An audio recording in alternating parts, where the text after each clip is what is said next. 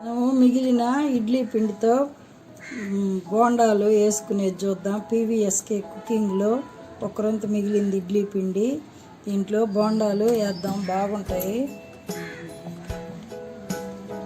మైదా పిండి ఒక 2 స్పూన్లు,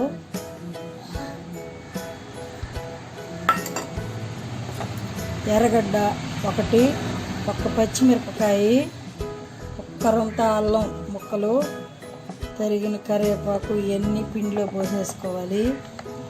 సాల్ట్ ఒక్కరొంత, పిండిలో ఉంటుంది కాబట్టి సాల్ట్ కొంచెం, ఒక్కరొంత సోడా ఉప్పు అన్నీ వేసేసుకున్నాం పిండిలో.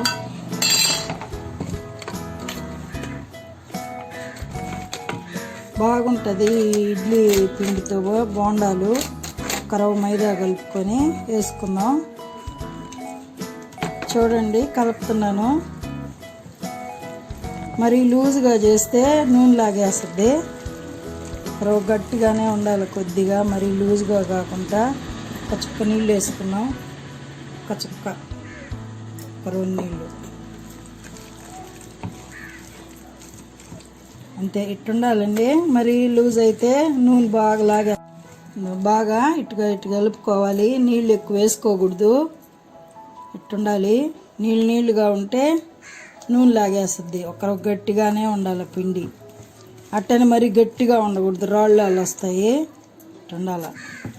వేసుకుందాం.